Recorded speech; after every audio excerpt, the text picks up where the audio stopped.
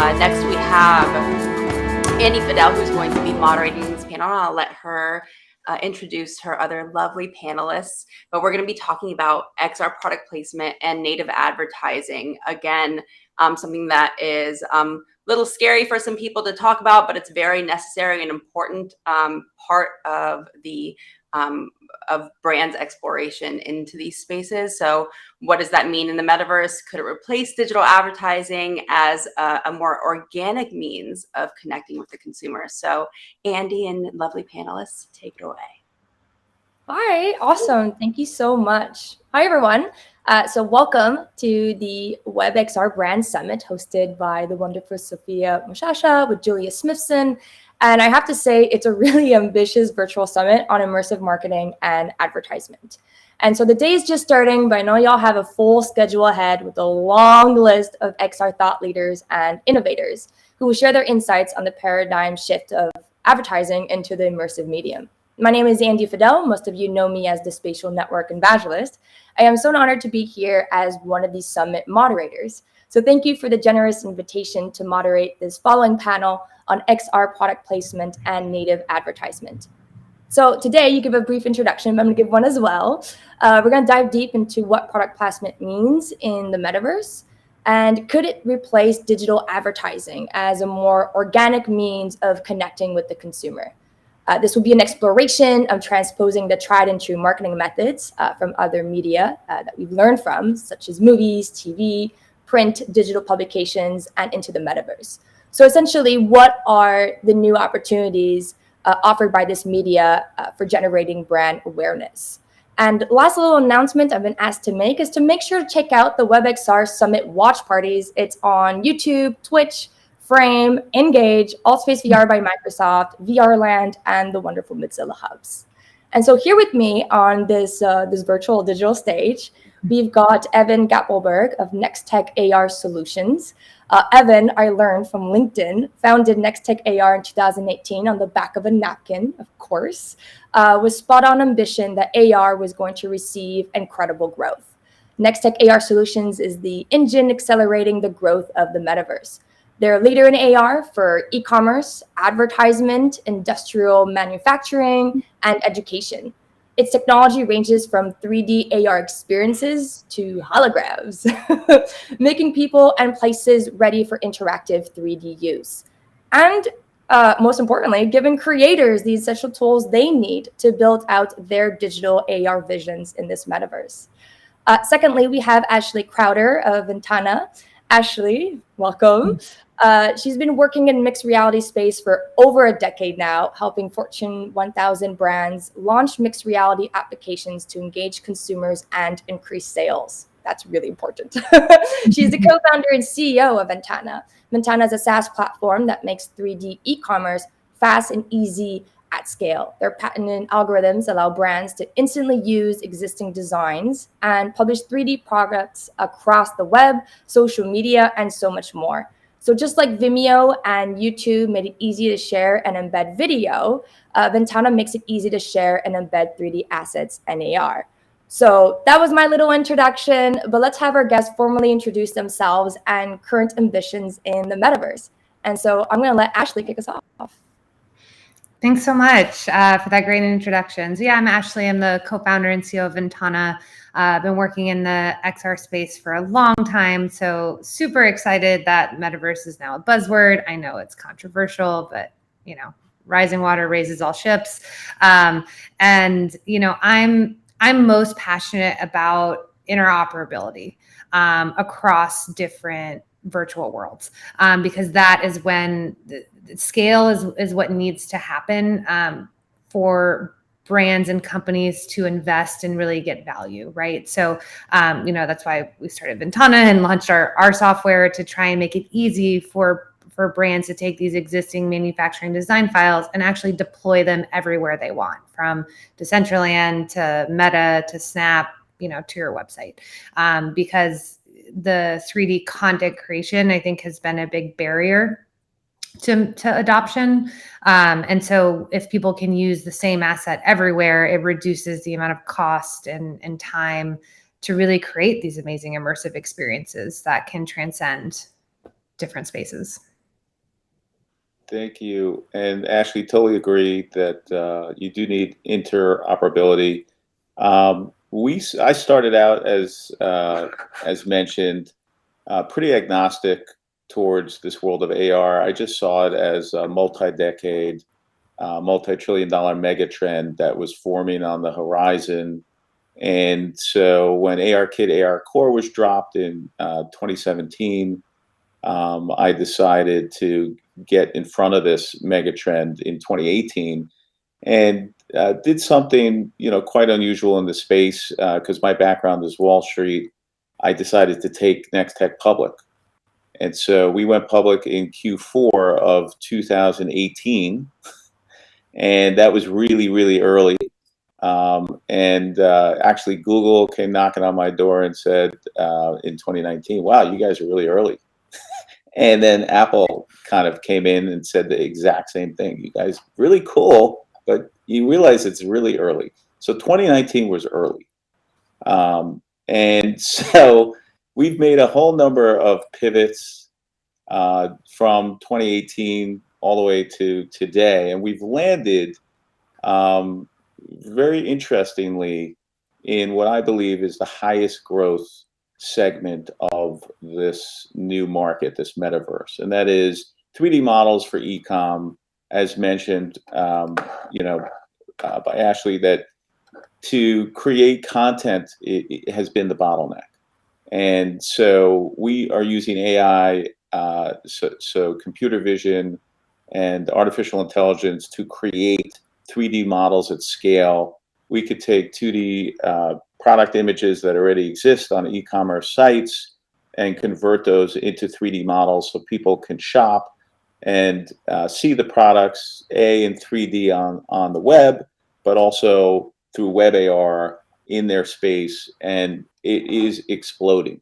That industry has gone from essentially a trickle when we were starting. Really, it was even less than a trickle. It was like little drops in 2018, 2019, to now the floodgates have opened. I'm declaring that the floodgates have opened. And the reason I'm able to declare that is that Amazon, he's going all in on 3D. And when the largest, player in the e-com space goes all in, it does tip the balance. So everybody that we've been talking to has essentially, in the past, been talking about testing 3D models for e-commerce, but now it's how fast and how many can you make? How fast can you make it? How many can you make of these 3D models?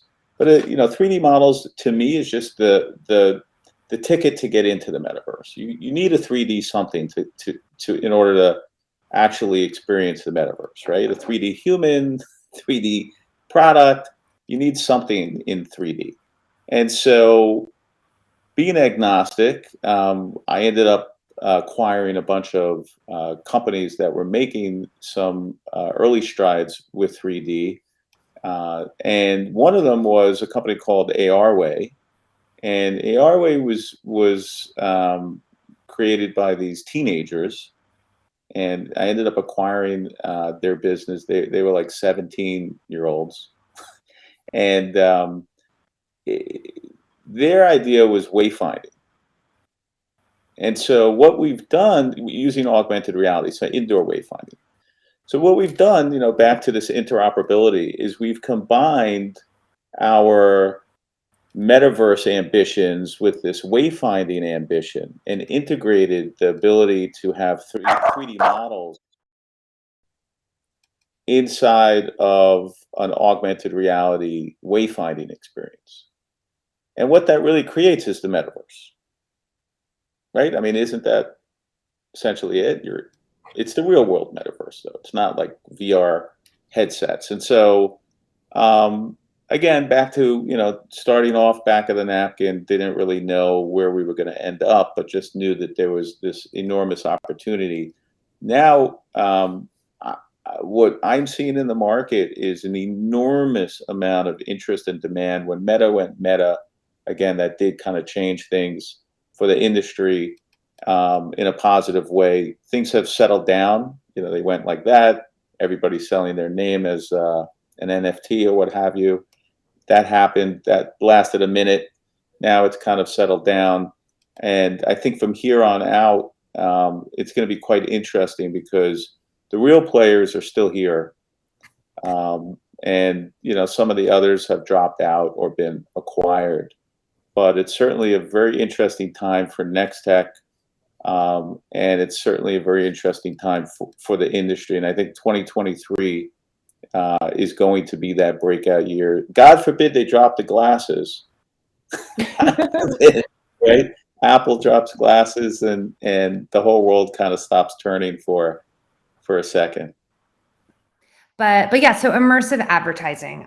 So I think immersive advertising, you can talk about it from the virtual metaverse perspective, but like going back, like experiential was a huge thing 10 years ago, 5 years ago, when we all could still go to tons of events, right? So immersive advertising is just creating an incredible experience to engage a consumer and communicate your brand values in some way. So this is not a pop-up ad, right? This is an incredible experience. And we, through experiential marketing, brands have created some amazing real life events at South by Southwest and Coachella. You think about all these amazing experiences. Well, that is now what we're translating into the virtual world, whether that's through augmented reality, adding 3D and immersive experience, you can do reality, right? Like there's many different technologies you can use, but how do you create this immersive, amazing experience that a consumer is going to want to try and enjoy and then remember your brand positively from? And so I think there's been some brands who've done this really well. Think about Nike building this whole world in Roblox, which is ambitious and amazing, but you don't have to be that huge, right? If you're a small brand, you can start by adding interactive 3D to your e-commerce site and giving someone that surprise and delight where they can click and move the 3D model and maybe click a hotspot and get more information. And see that item in their room and share it, with their family. So that's really what I define immersive advertising for. And the metaverse is just a whole new realm we can now do it versus that, 2D flat website that, this is just like when mobile first came out. Most websites didn't work on mobile. Now, if your website is not mobile friendly, you're dead in the water, right? So that's where we are today with immersive and 3D. And I think very, very soon, brands who do not adopt this, they're going to be forgotten and dead in the water. Like this is what Gen Z expects. So I think Ashley's, accurate again in her assessment. If I'm hearing her correctly, it's kind of this one size fits all isn't really it. There's many different ways to kind of enter the metaverse and have this this kind of immersive advertising experience. And so from our perspective, 3D models is essentially an ad, which, so that's kind of where we're seeing the biggest traction in terms of online marketing and offline. Offline would be, augmented reality, being able to see a couch in your space or see a chair and even design an entire room. Essentially, that is marketing.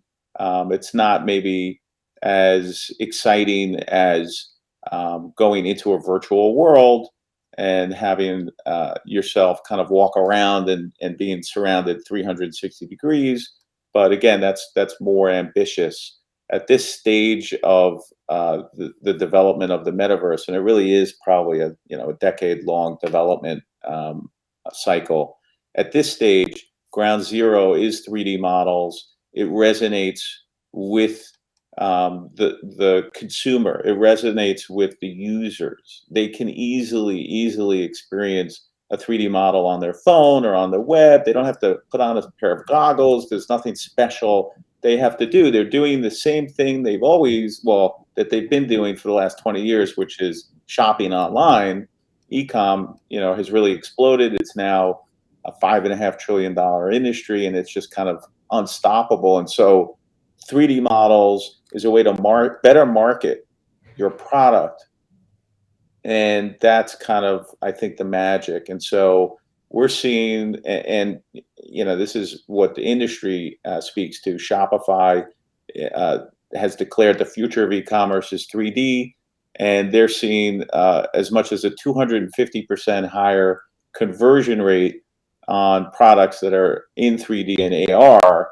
And so ROI is ultimately driving that adoption. When you think about anything in technology, there has to be a return on the investment.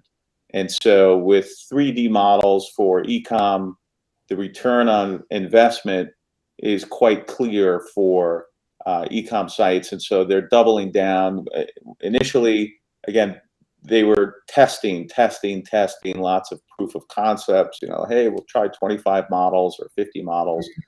Now they're coming back and saying, we want 25,000 models, or how long would it take you to make 100,000 models? That's a completely different conversation. They're no longer just like, maybe it works, maybe it doesn't. Clearly it's worked. They now have budget and they're investing in the future. And the future is going to change, but the foundational level of kind of marketing from our perspective is, again, these 3D models. And then from there, it's what do you do with the 3D model? Can you import it into a metaverse experience? Can you import it into an experience in your driveway? Can you import it into a VR experience? Like, those are the things that still are ahead of us, where that 3D model gets visualized in new areas. Some stuff we've already figured out, and some stuff we haven't. And so that's kind of my view. And so, as we look into 2023, we just see everything accelerating, where right now, all the big boys, essentially, that have gone through the testing phase, the Amazons, the Kohl's, the Walmarts, the CB2s, the Ikeas, I mean, these are our customers. They've gone through the testing phase, and now they're going in and ordering, significant quantities of these 3D models. But you have so that's just the top of the pyramid. Yeah. And to jump in there, so the flip side of that, what we see, so retailers, they often don't have 3D models. So they need to create what we're seeing with brands who design and manufacture a product. Everyone's moved to 3D design. So, the car industry and architecture was first with AutoCAD. Now you've got apparel using Browseware and Clo, footwear using Keyshot and Moto. So these design files do exist, and where we see brands where they're just starting to test e-commerce, they've actually been using 3D in that design development process. And then B2B sales is where they really wanted to test it first.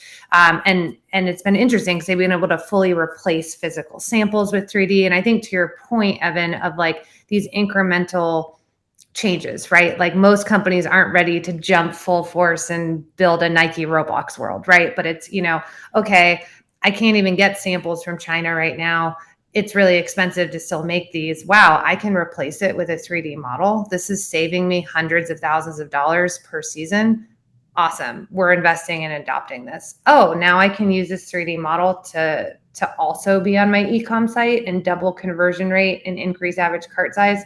Amazing. And then, it gets to the virtual world and stuff. So I agree with you there. Yeah. And we're seeing the same thing, Ashley. I mean, we clearly are speaking the same language. So we've developed a whole software suite that we're in the process of launching to complement our 3D models, so that the 3D model, again, is just the base use case. At some point, it's a commodity, really. But imagine you could take that 3D model, import it into a software suite similar to like an Adobe type environment, and point and click on swatches of material, different colors, different fabrics, different meshes, and literally just point and click and do prototyping inside of this software suite on 3D models that you could buy for a couple of dollars on Sketchfab or TurboSquid. Just importing any 3D model that's ever been made, and essentially being able to convert that look and design of that 3D model into something net new.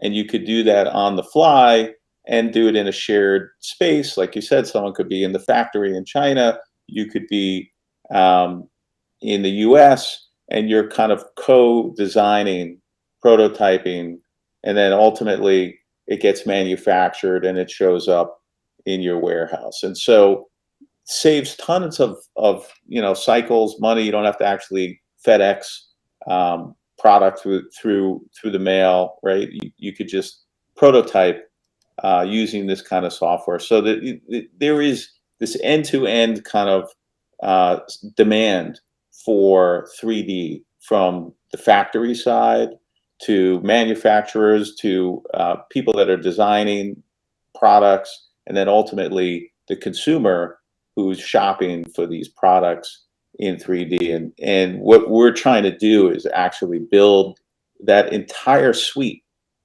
from end to end, so that if you want a prototype, you use our software. If you want to visualize it on a Shopify website or what have you, we have a content management system that lets you do that as well. Because I think in the end, the bigger players anyway that we're talking to, they want an end-to-end solution. They don't want to have 5 different suppliers of 5 different pieces of tech that might not integrate. They really want to have that one kind of solution provider. Well, we should talk, because a big problem with that is the 3D file format and size requirements. And through our 3D content management system, we have patented optimization. So you guys make the 3D models, and we can automatically convert to meet Meta specs and publish 3D AR ads on Meta or Snap specs or whatever. So we'll talk after. But Andy, you're back, which is great. Yeah. So I'd say, from the beginning, you need to know what your end use case is, and you need to make sure that you're designing 3D for real time. I can't tell you how many times we meet with brands, and they're like, we have 3D models, but they were designed for 2D renders and render only, which is you need totally different materials. And you start comparing apples to oranges, and people are like, this red doesn't look like this red, and it drives people crazy. So you do have to have real time 3D models to start. Then go to where your customers are today, right? So, if you are a brand that drives engagement across Facebook and Instagram for the most part, utilize their capabilities today. We're partnered with Meta. We got early access to test 3D and AR ads through them, which is went really well. They're starting to allow 3D and AR on Instagram shops. So again, it's like, don't reinvent the wheel. Like, your Facebook and Instagram audience, upgrade that to 3D, and you'll be amazed at like the new engagement that you'll see, versus, trying to launch something totally new in an environment that you've never talked to a consumer in before, right?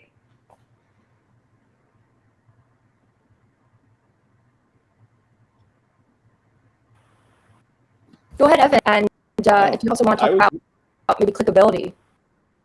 Yeah. So, great advice from Ashley. We've kind of learned the hard way that you don't, it's much easier to jump on to a platform where there's already users and some understanding of, let's say advertising, like a Meta platform, than trying to kind of go at it alone. At one point, we were working with Google in an early adopter program for 3D. I forget what it was called. It was 2019. They invited. Anyway, I think they shut that down because it wasn't ready yet. But the do's and so I actually forgot what your question was, Andy. Sorry. I was just listening. The do's and don'ts, but yeah, and I'd say the other thing is make sure that you define what success is before you start, and figure out how you're going to track that. That's the other thing. We've helped a lot of brands like Diesel and Refinery and others launch 3D on their e-commerce site, but I won't say what brands, not the ones I mentioned, but something wasn't connected right. They couldn't track the data. They ran 3D compared to 2D for a month. And then they're like, we have no idea because something wasn't set up properly, right? So you want to make sure that you know what you're tracking, how you define success, and that you can successfully track that. And then so you can iterate and learn on it. So, it's all advertising 101, really. The stuff you're probably already doing, just don't forget, just because it's 3D and immersive, those same principles apply. You might just have to bring in some new tools in order to do it well. So yeah, I would just I guess, from our standpoint, the whole marketing piece is quite interesting. It's very alluring because there's a lot of money in it. So you kind of feel like, hey, I have to play in that. But it is dominated by just a couple of really big players like Meta or Google, right? There's only a few, Snap, I guess, big players. And so at the end of the day, they're going to, in my mind anyway, protect their turf. So you do have to be careful. Either they'll probably just acquire you if something really good happens, or just change things a bit to tilt in their favor. So I'm a little bit hesitant of working with some of the bigger I understand the allure, and I totally get it. But just in my mind, you just have to be a little careful how far you go with some of these bigger platforms.